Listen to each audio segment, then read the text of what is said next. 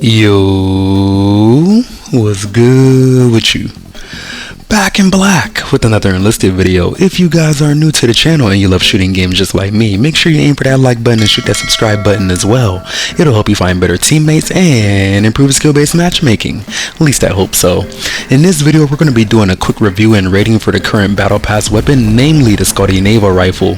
Invented in the early 1930s by Alfredo Scotti, this weapon was an experimental automatic rifle proposed for the Italian Navy, hence the name.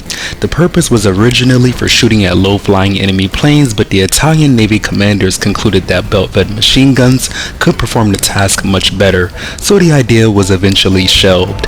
It's crazy to think that no one considered repurposing the weapon for riflemen or elite units or something of the sort, but hindsight is 2020, and much like the Veterov Automat, the idea of assault rifles wasn't really much of a thing yet in the 1930s, so I suppose you could cut them some slack, although I suppose again, anything probably would have been better than the Beretta LMG, I reckon. Anyways, for the SCOTTI, we got a pre-patch and a post-patch version that I want to discuss because the developers decided to halfway listen to community feedback, which resulted in a gun that is probably not suited for the battle rating that it is currently in, and I'd also wager that it is now debatable if the gun is even worthy of being a battle pass weapon outside of pure novelty. I'll start with the pre-patch stats really quick, then I'll mention the effective stats of the post-patch version as they come up, and then I'll go over how the changes affect the gun's overall performance before giving a synopsis and my feelings and a rating overall. So from the top, we're getting a maximum damage of 14.5, and out to 100 meters that'll drop down to 11.9, which should be a one-hit kill 90% of the time if you hit center mass and up.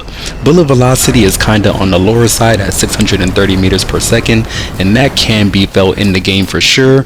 At least it was for me, particularly with a good portion of my medium range horizontally moving targets, which you will have to lead a bit more than usual, and of course that will cause you to miss more as well, which is very detrimental on this rifle, you will come to find.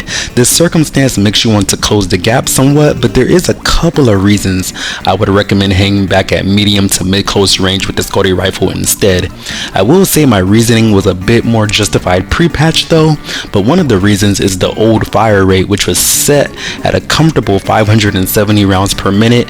I'm sure a lot of you people would argue that that's too slow, but when you look at the abysmally small magazine count of 15, you can hopefully understand why you'd want those bullets coming out at a slower and more controllable pace, especially for a high-powered, accuracy-inclined, low mag size rifle. But alas, our fire rate has been lifted to a completely unnecessary 800 rounds per minute, basically changing the gun's archetype and niche. So long story short, when you take a magazine count that's so low and a fire rate that's so high, you basically go from a pretty decent margin of error for missing all the way to a non-existent margin of error for missing, and that's whether you shoot in burst or not with this weapon. Luckily, the reload speed is pretty solid at 2.5 seconds, and that hasn't been touched, but still, the increased rate of fire drastically exacerbates the frequency that you will need to reload, which is basically just more chances for you to get shot in the middle of doing so.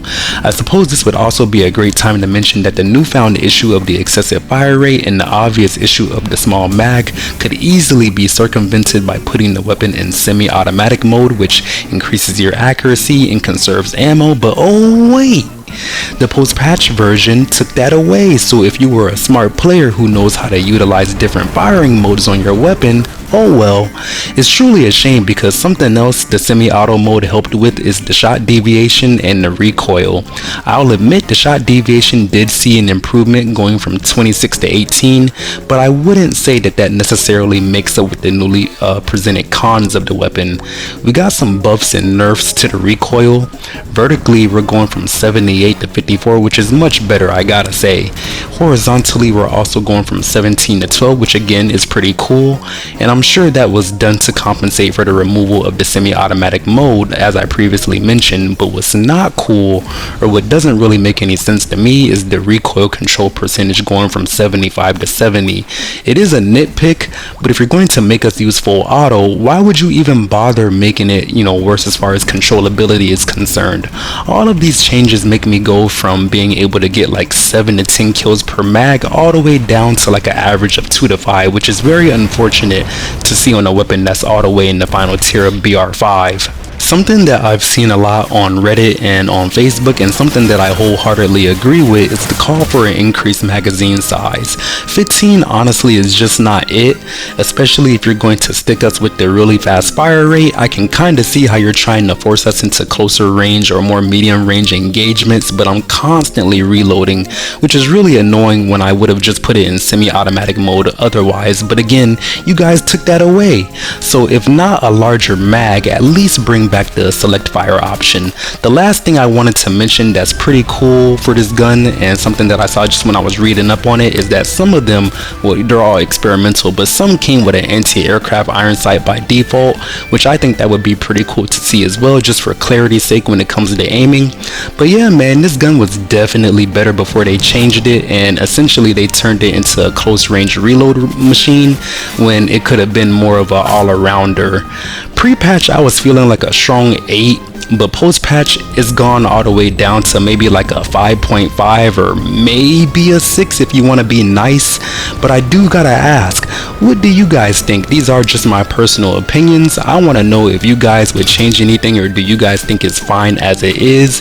Do you think it should stay in BR5, or maybe it should go down to BR4 or 3?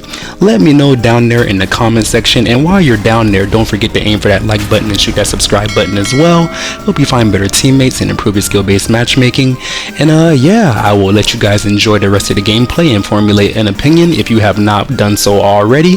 And yeah, other than that, again, I hope you guys have a lovely rest of your day. Black Guy out.